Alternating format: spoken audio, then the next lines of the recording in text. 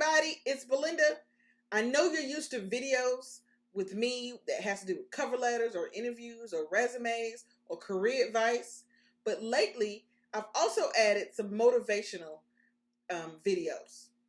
I added people who motivate me and who I listen to, or who videos that I look at when I need a pick me up, because sometimes we all need a pick me up. So I created a series of videos that motivates me, that I hope that motivates you. In this video, we have Steve Harvey with some motivational inspiration. Two things, my dream and my faith. Faith is the belief in things that you cannot see. You can never lose faith. That's the key. You have to believe in something that you can't see. You have to believe when you don't see no way how. You have to buckle down and keep believing. God is always coming. Here's the deal. The moment you ask God for something, he boxes it up and he ships it to you. Here's the problem with the package. He never gives you the date that it's going to arrive. It's going to come. He just don't tell you when.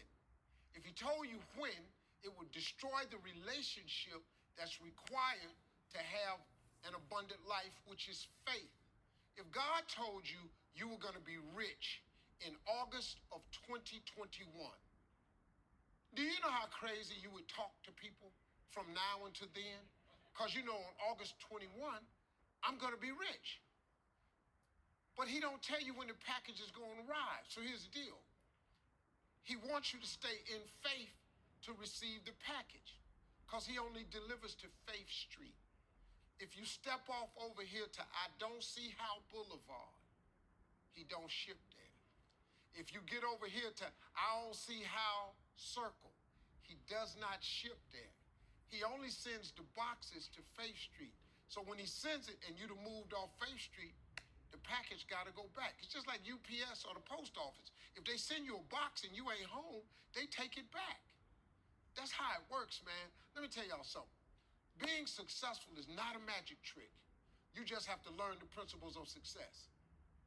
I ain't got no degree. I got nothing like that to tell you about. I didn't finish school. I flunked out of school. I'm on my third marriage. Lost everything I ever owned twice. Been homeless, lived in the car. I am telling you, your education ain't got nothing to do with it. Education ain't in the Bible. Emory is not in the Bible. It ain't in there. Harvard ain't in the Bible. Look, find it.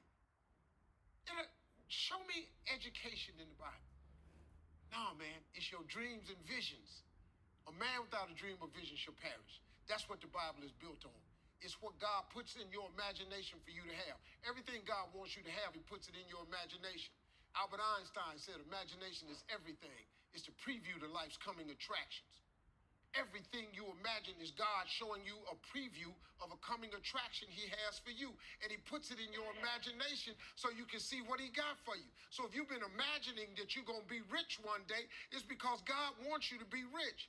Now, when you going to ask him for it, and are you going to wait for it to happen? Or are you going to lose faith? Here's what Christians mess up at. Well, I guess it wasn't the Lord's will. Who are you? How you know what God's will is? It all happens at an appointed time, but you have to stay in faith for the appointed time to happen for you. I've been wanting to be on TV since I was 10 years old. You know how old I was before I got on TV? 38.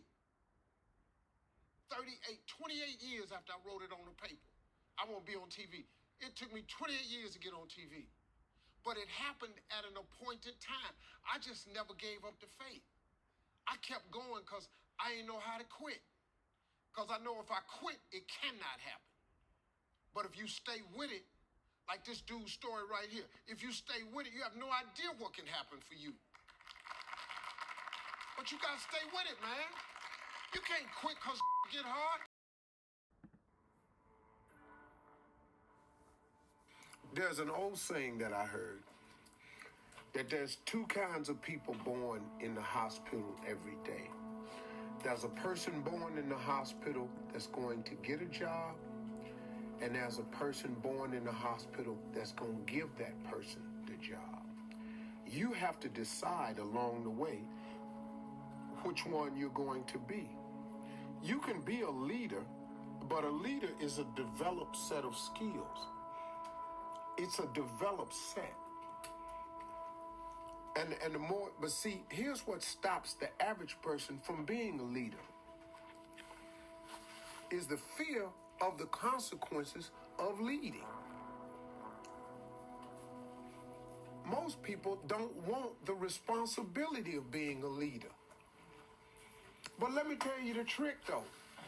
The responsibility and ramifications and consequences of being a follower is more dire and more severe. Because now, as a follower, you just got to go along with whatever.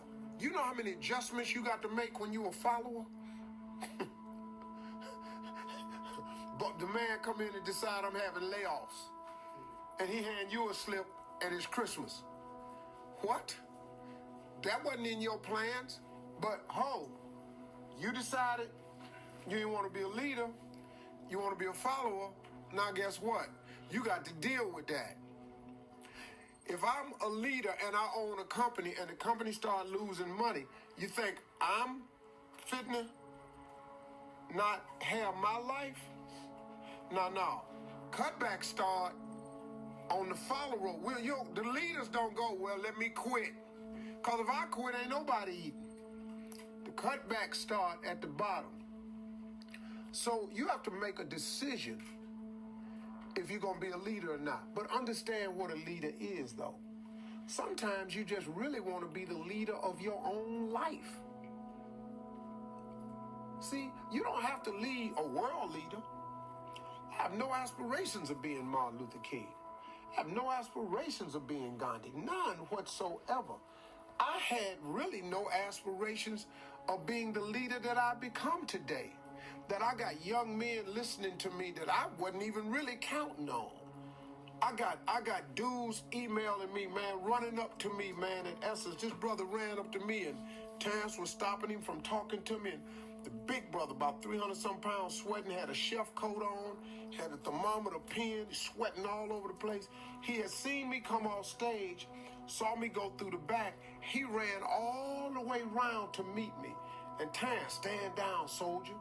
Well, this big dude right here ain't with that. He said, hey, little man, come on now. Ain't nobody got time for all this here. I'm trying to holler at this man right here, because you don't know what I've been through. Stand down, soldier. Little man, before this turned into something else, I got to see him today. His whole thing was he was a prison inmate down in New Orleans, had been listening to me on the radio since 2005. Did his 5 years, got out the joint, started studying in prison food prep, because he said, man, you told me one morning you ain't got to sit there and do nothing. You can better yourself from behind the wall and make one plan on not to come back. He said, you changed my whole life. He said, I come to tell you, man, I'm the chef right now at the Hilton. But the big dude was just crying. You know, we end up hugging. I cried with him because, you know, I be feeling people like that. I have no idea, nor did I have an aspiration to be an inspirational person to them. But I have always asked God in my own way to make me a relevant person. I hope you enjoyed that from Steve Harvey, those inspirational words. I hope that they were able to uplift you and motivate you. I'm going to be doing a lot more of those videos, not just for you, but for me as well. Because again, these videos help motivate me and inspire me. So see you at the next video.